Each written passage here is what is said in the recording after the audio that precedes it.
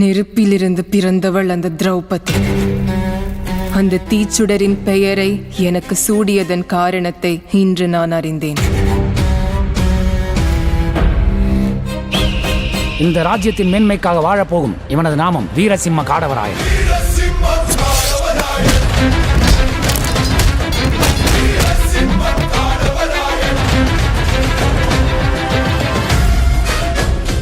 இந்த உலகம் முழுவதையும் வென்று மக்கள் அனைவரையும் இந்த துக்ளக்கின் கட்டுப்பாட்டுக்குள் கொண்டு வருவதே என் லட்சியம்.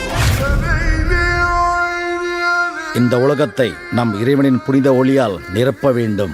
யார் அந்த ஒளியை ஏற்க மறுக்கிறார்களோ அவர்கள் இவ்வுலகில் வாழ தகுதியற்றவர் ஆவர். ஓம் நமோ நாராயணா என்ற திருநாமத்தை கூறிய இந்த நாவால் வேற எந்த இறைநாமத்தையும் சேவிக்க இயலாது.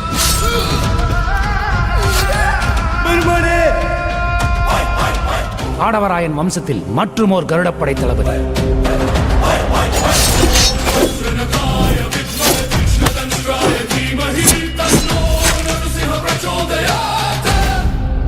இங்கிருக்கும் எங்கள் ராமரின் விக்கிரகத்தை சிதைத்து விட்டார்கள். ஸ்ரீராமர் கிருஷ்ணர் என எத்தனை அவதாரம் எடுத்தாலும் அவர் ஸ்ரீமன் நாராயணர் தான். உயிருள்ள ஸ்வர்ண சிலை போன்ற அழகுள்ள நீ எனக்கு சொந்தமாக வேண்டும். எங்கிருந்தோ அந்த மக்கள் நம்மையால நாம் தான் காரணம்.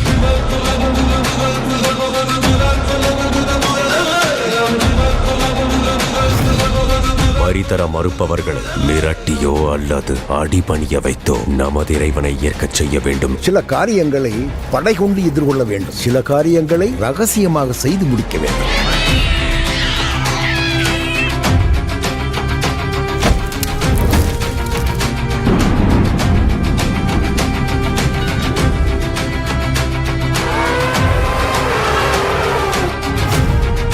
நமது பிரதேசத்திலிருந்து சுல்தானியர்களை விரட்டிவிட்டால் மக்களின் அச்சம் அகலும். நம் அடுத்த இலக்கு நம் மண்ணை மீட்பது, பின் தர்மத்தை நிலைநிறுத்தும் விஜய சாம்ராஜ்யத்தை கட்டுவது. அதுவே நாம் இழந்ததை மீட்பதற்கும் இருப்பதை காப்பதற்குமான தீர்வாகும்.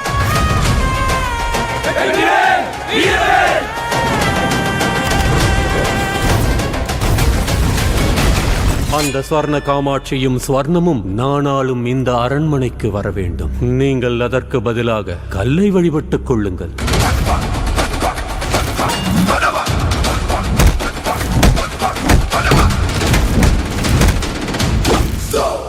ஒரு தேசம் மேன்மையுறுவது ஆண்களால் மட்டுமல்ல, உன்னை போன்ற பெண்கள் செய்யும் தியாகத்தினாலும் தான். இந்த மண்ணில் எனது உயிர் இருக்கும் வரை என் மக்களை உங்கள் பாதைக்கு திருப்ப இயலாது.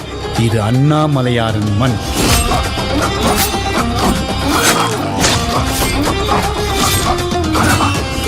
போற்றப்பட வேண்டியது வீரம் மட்டுமல்ல, உன் போன்ற பெண்களின் தியாகமும் கூட. ஒன்றே குலம் ஒருவனல்ல தேவன் என்ற கோட்பாட்டில் வாழ்பவர்கள் நாங்கள்.